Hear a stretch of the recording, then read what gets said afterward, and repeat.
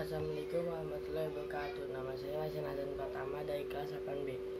Ini saya bakal menjelaskan video dari tugas 2, apa itu Fuji GS Julianti. Fuji GS Julianti adalah salah satu channel edukasi yang berplatform di YouTube yang berisikan tentang video tutorial matematika, yaitu cara melukis, cara menggambar, operasi bilangan, statistika, segitiga, tips and trik, berbentuk tradisi, animasi, studi, Plutogon, Indonesia. Channel ini akan diakses oleh anak SMP hingga kalangan umum. Oke, kita lanjut ke tugas 3. Video pertama itu adalah melukis GSPL. Kali ini kita akan belajar bagaimana cara melukis garis singgung persekutuan luar dari dua buah lingkaran yang berjari-jari 3 cm dan 5 cm. Oke, langkah pertama adalah kita membuat lingkaran yang berjari-jari 3 dengan pusat P dan lingkaran yang berjari-jari 5,5 yang berpusat di Q. Lalu kita hubungkan P dan Q. Setelah itu, kita buatkan busur berpusat di titik P dan berpusat di titik Q yang panjangnya lebih dari setengah panjang PQ.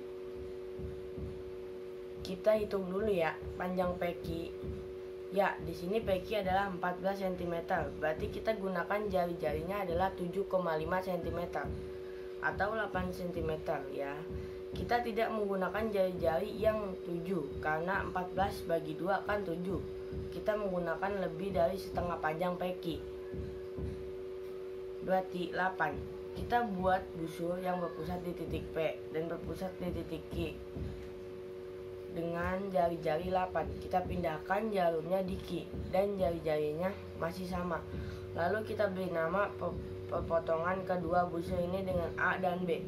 Kemudian kita hubungkan titik A dan B. Lalu pepotongan antara garis PQ dan garis AB kita beri nama titik O.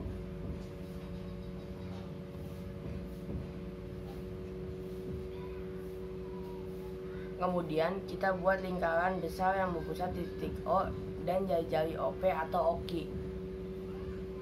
Setelah itu kita membuat busur yang memotong lingkaran hijau dengan pusat di titik P dan titik Q. Berapa jari-jarinya? Jari-jarinya adalah selisih dari 5,5 dikurang 3 sama dengan 2,5 cm. Hal yang sama kita lakukan juga di lingkaran yang berpusat di titik Q. Selanjutnya kita beri nama, kemudian kita buat garis dari titik P melalui C, juga dari titik P melalui D. Kita ulangi hal yang sama di pusat Q. Lalu kita beri nama PU. Kemudian kita hubungkan titik L dengan T dan titik S dengan U dan S ke titik U. Tara, semuanya akhirnya kita sudah dapat dua buah garis, yaitu garis RT dan garis SU. Garis RT dan garis SU disebut sebagai garis singgung persekutuan luar. Gimana? Kalian sudah paham? Untuk lebih memahaminya silakan mencoba sampai bisa. Selamat belajar. Video kedua adalah melukis garis singgung persekutuan dalam.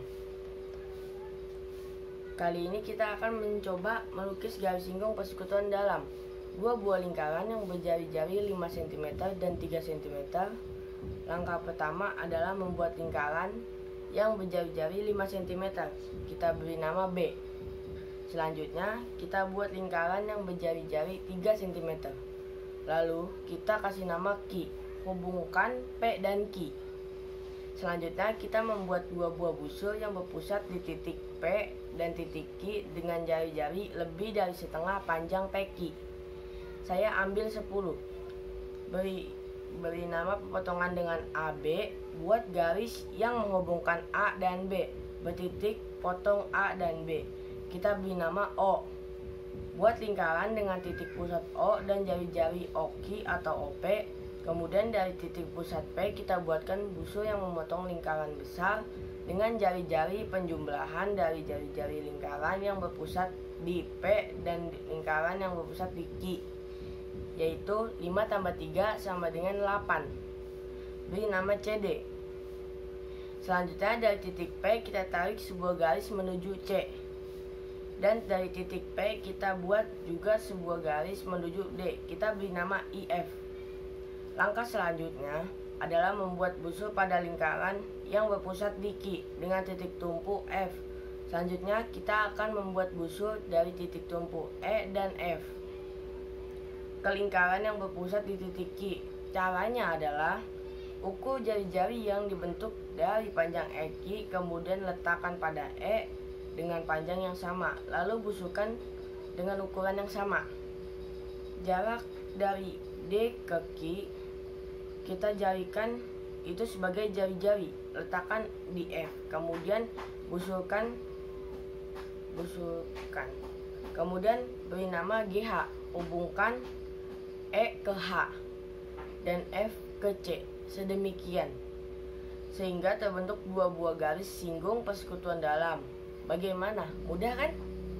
Untuk melatih keterampilan kalian melukis garis singgung persekutuan dalam, silakan dicoba membuat dengan jari-jari sama seperti dalam tutorial ini. Selamat belajar, sukses selalu.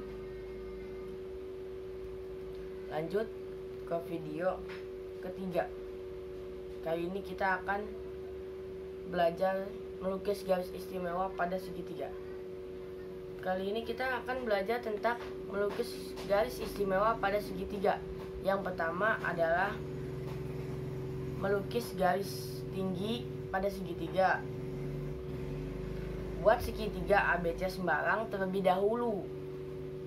Kemudian dari titik C kita buat sebuah busur yang memotong sisi hadapan titik C tersebut, yaitu garis AB. Nah, kalau sudah, kita beri nama. Misalnya saya kasih nama dengan P dan Q. Lalu dari titik P kita buatkan busur kembali dengan jari-jari, terserah kalian saja. Kalian pakai jari-jari jangka tersebut, kalian letakkan di titik Q ya.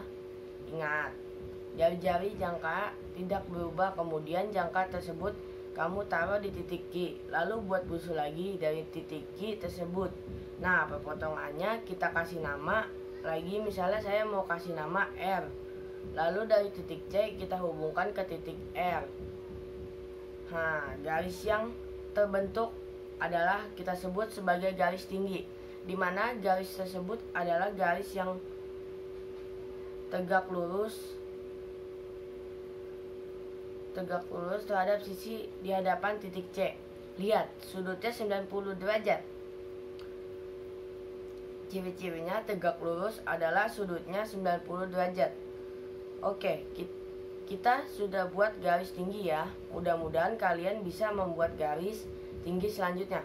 Melukis garis bagi pada segitiga. Sebelumnya kalian sudah belajar bagaimana cara membagi sudut.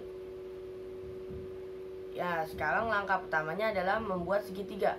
Kemudian setelah itu dari titik C kita buatkan sebuah busur yang memotong garis AC dan garis BC. Kasih nama P dan Q. Lalu dari titik P kita buatkan lagi busur yang jari-jarinya tertentu. Silakan kalian buat jari-jarinya sesukanya. Kemudian dengan jari-jari yang tidak berubah, jangkanya kamu letakkan di Q. Nah, kemudian ada potongan-potongan itu kita kasih nama L. Lalu hubungkan titik C ke L.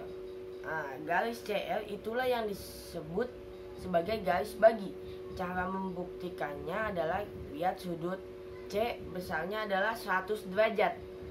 Nah, kalau kita bagi 2 berarti masing-masing 50 derajat. Perhatikan, sudut C itu 50 ya. Kemudian ini sudutnya 100. Nah, masing-masing sudut 50 derajat. Itu cara melukis garis bagi selanjutnya. Kita akan melukis sumbu pada segitiga. Langkah pertamanya kita buat segitiga ABC. segitiga sembarang tentunya. Kemudian setelah kita buat segitiga sembarang, kita buat misalkan dari titik A sekarang, dari titik A kita buat sebuah busur yang jari-jari adalah lebih dari setengah panjang AB. Kalau panjang AB-nya 8, maka setengahnya kan 4. Nah, kita ambil 5 misalkan. Dengan jari-jari yang tidak berubah, letakkan jangka tersebut di titik B. Kemudian busurkan kembali sehingga menemukan titik potong kedua. Busur kita kasih nama, misalkan titiknya P dan Q. Lalu kita hubungkan P dan Q. Terbentuklah sebuah garis lurus, yaitu garis yang melewati titik tengah sisi AB dan tegak lurus. Yang terakhir adalah melukis garis berat pada segitiga. Ini gampang banget kalau kalian sudah membuat garis sumbu pada segitiga. Maka untuk membuat garis berat pada segitiga gampang banget. Kalian tinggal menghubungkan titik sudut C ketika O, di mana O adalah sebuah titik tengah dari sisi AB. Untuk mendapatkan O, kita harus membuat dulu tadi langkah-langkah di garis sumbu. Bagaimana? Mudah kan? Selamat belajar, sukses selalu. Lanjut ke video keempat. Kita akan melukis dengan menggunakan busur derajat. Kali ini kita akan belajar cara melukis sudut dengan menggunakan busur derajat. Ya, sekarang kita mengenal busur dulu ya. Busur derajat ini merupakan sebuah benda berbentuk setengah lingkaran di mana 0 derajat terletak di sebelah kanan.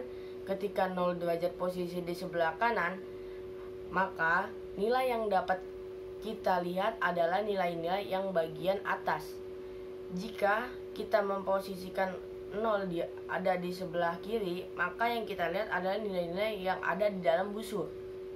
Baiklah, kita akan coba menyimulasikan 55 derajat dengan ke kiri dengan 0 di sebelah kanan. Maka pertama adalah kita buat garis, kemudian kita arahkan penggaris kita ini menuju 55 derajat. Kemudian kita garis. Terbentuklah sudut 55 derajat. Selanjutnya kita akan menyimulasikan sudut 55 derajat diambil dari 0 sebelah kiri. Langkah pertama, kita buat garis sampai titik tumpu. Selanjutnya kita arahkan penggaris ini menuju 55 derajat yang berada di bagian dalam. Kemudian kita gariskan. Selanjutnya kita akan membuat besar sudut di atas 90 derajat. Misalkan kita ingin menggambar 135 derajat ke kiri dengan 0 di sebelah kiri. Langkahnya adalah sama seperti tadi. Kita buatkan garis selanjutnya. Lihat bagian dalam busur, arahkan penggaris ke kiri 135 derajat. Kemudian gariskan. Buat garis horizontal dan titik tumpu. Kemudian kita mulai melihat nilai-nilai yang ada di busur bagian atas.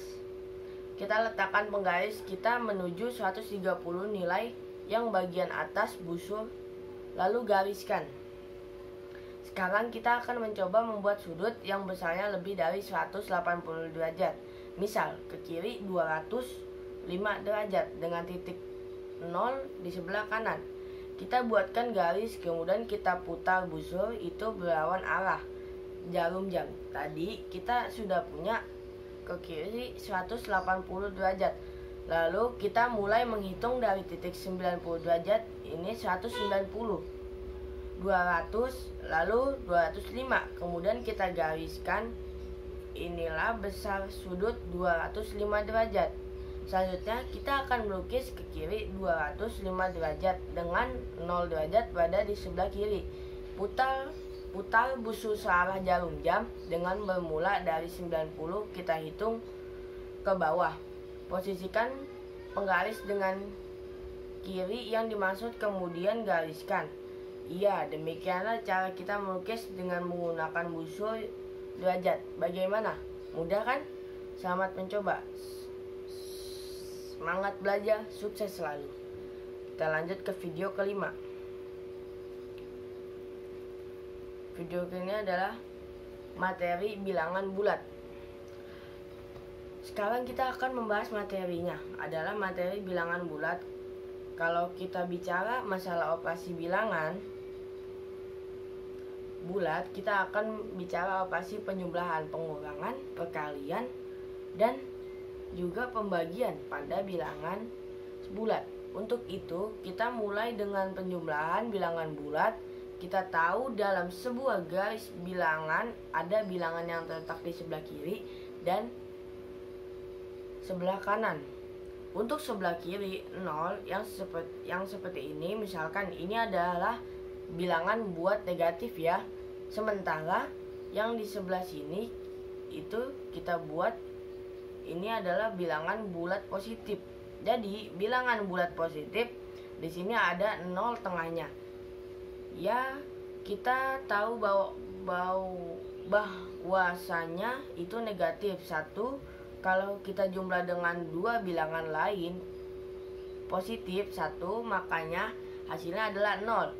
Atau kita coba buat lagi dengan kita punya ada dua bilangan negatif, kemudian positifnya dan juga punya 2 dan negatif 2 dengan positif 2. Ini kita bisa pasangkan semuanya. Setelah habis terpasang, konsep inilah yang akan kita pakai untuk penjumlahan bilangan bulat. Contoh lain, misalkan saya punya, kemudian positifnya saya punya 2. Artinya apa? Artinya bilangan bulat negatifnya 3, bilangan bulat positifnya 2. Siapakah yang bisa dipasangkan? Kita coba lihat ya, kita pasangkan ini, kita pasangkan dengan dia yang ini kita pasangkan dengan dia. Oke, siapakah dia?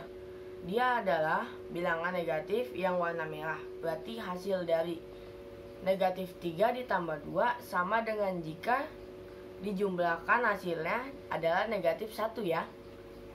Saya berikan ilustrasi berikutnya. Di sini yang merah 2 negatifnya. 2 kemudian adalah negatif 2 kemudian 3. Mari sekarang kita pasangkan. Ini kita pasangkan dengan dia yang kita pasangkan dengan dia. Oke, ada 1 yang tidak berpasangan. Siapa ini? Oke, posisinya ada di posisi positif karena hijau adalah lambang untuk yang positif. Hasilnya positif. Positif berapa? 1. Nah, ini ilustrasi kita untuk mengerjakan operasi bilangan bulat bentuk penjumlahan. Oh iya, satu lagi. Misalkan di sini saya punya 3, lalu saya punya lagi di sini 2 ya. Saya punya 3 dan saya punya 2. Saya punya bilangan bulat negatif 3 dan 2. Apakah ada yang bisa dipasangkan? Tidak. Kalau tidak bisa dipasangkan, maka dia menjadi satu bentuk yang kita jumlahkan. Ada berapa dia? Dia jumlahnya ada 5. 1, 2, 3, 4, 5. Maka hasilnya adalah min 5.